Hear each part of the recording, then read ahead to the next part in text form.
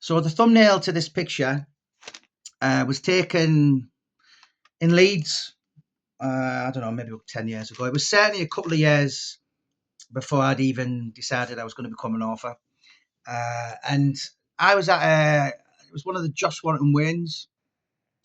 So obviously I'd known of Junior Witter for many years, but I'd seen him on telly. I'd basically followed his whole career. And me and my son, we were at, I can't even remember, it was somewhere in Leeds. And I was like, wow, there's Junior Witter there, and went over to talk to him. Now, in my head, because I'd watched his whole character, if you like, this, how can I put it without being too, basically a guy who, man a few words, and if he did, it was, he'd basically, he didn't really want to be liked. If he did, when he was boxing and he'd interviewed someone, and Junior's whole being, if you like, vibrated arrogance. Obviously chased the Ricky Hatton fight for many years, and a lot of people saw him with that mask of him, putting Ricky Hatton down, or when he'd knock someone out, he was like, "Yeah, I got the job done, and that's it, and on to my next one." And as I said, he didn't really want to be likable. And that day when I spoke to him, and a picture of me and my young son there, my son's probably, he's 18 now, so this would have been, I don't know, maybe Jameson was about 8 or 9. He was in primary school anyway, so, and one of the thoughts I remember from that day was, wow, I didn't expect that. That in my head wasn't the guy who I've just watched on for 20 years and or whatever. And I thought, what a nice guy. Anyway, moral of the story, many years later, when I did become an author, Junior had completed boxing. He basically did everything. British, Commonwealth, European, Intercontinental.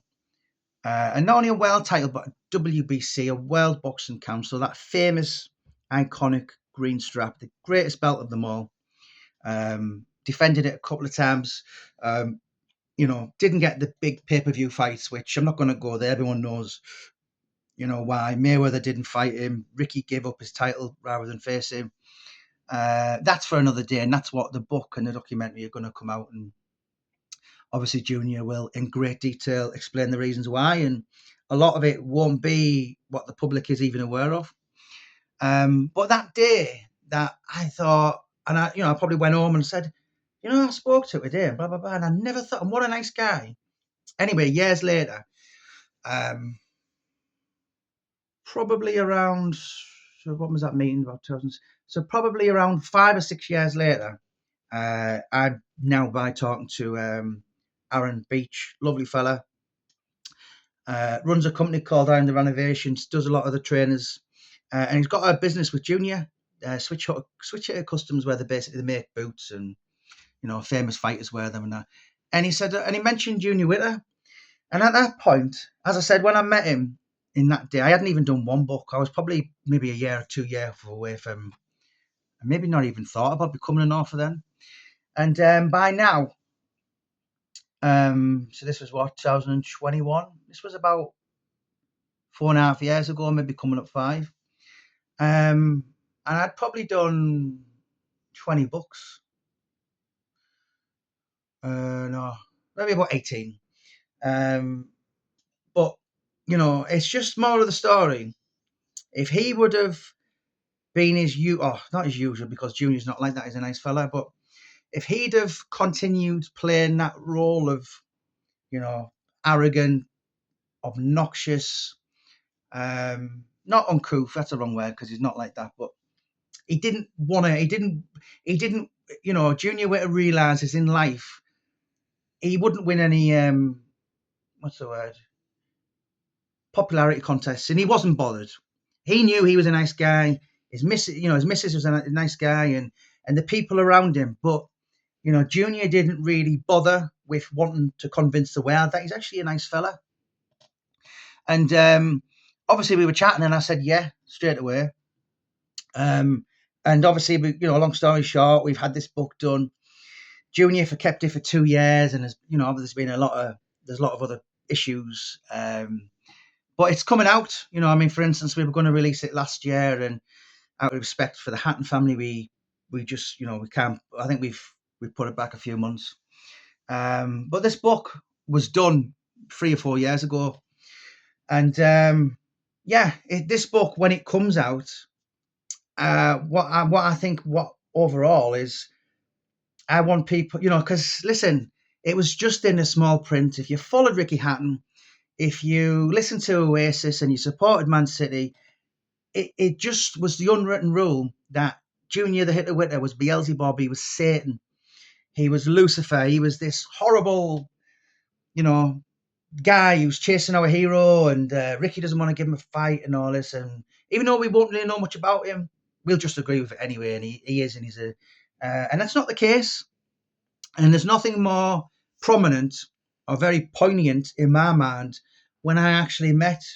I was actually going to say his middle name then, but I'm not. But it's very. But when I met Junior Witter, and he gave me a bit of moment of his time, and he was interacting, and he was positive, good vibes, a lot of energy, doesn't lie, and he's been nice to my son and that, and obviously many years later, do you know what I mean? And then obviously and yeah, we've got his book coming out, but that was a true story, and I think Johnny Nelson said to me, Johnny Nelson's actually written the foreword, and he said the thing about Junior was he's greatly misunderstood.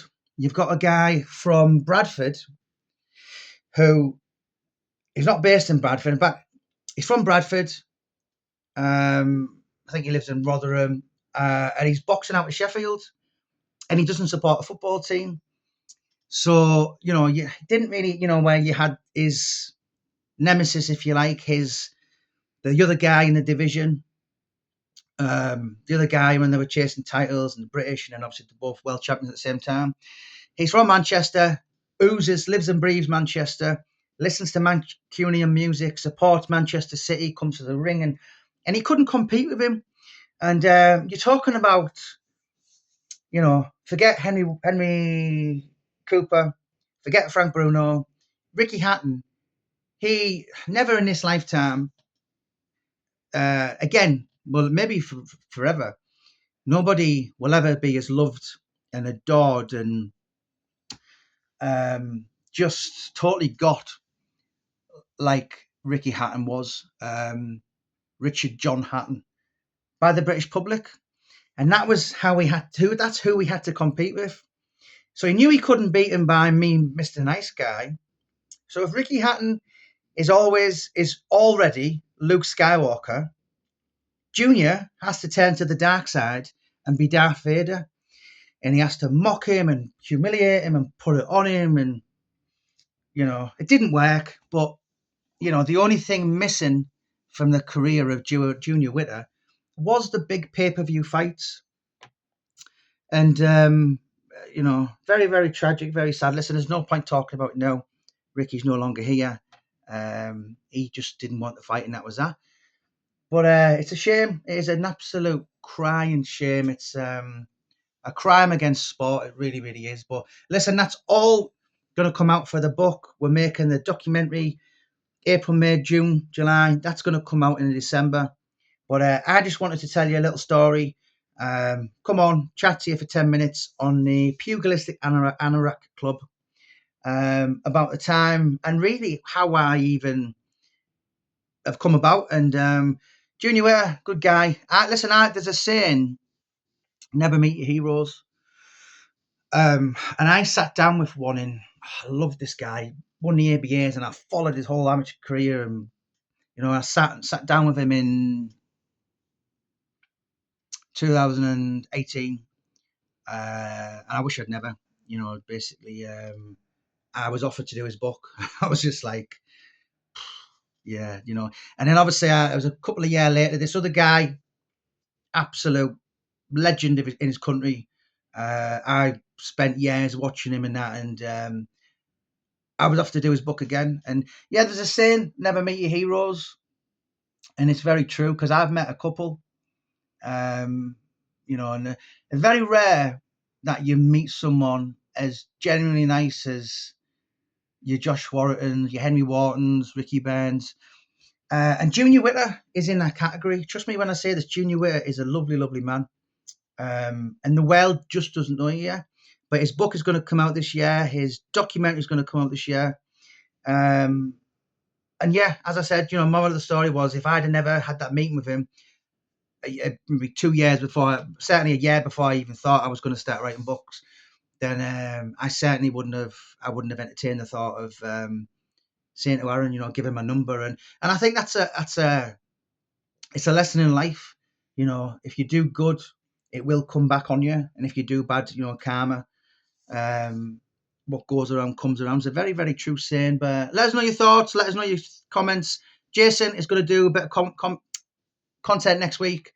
I'll probably do 1 or 2 bits more over the weekend. But that was the story of when I met Junior Witter. And I remember my son, as I said, you can see the picture. He's very, very young then. And I remember he come away and he went, he was a nice man, wasn't he, Dad? Do you know what I mean? And the world are not really aware of actually Junior Witter is a very nice guy.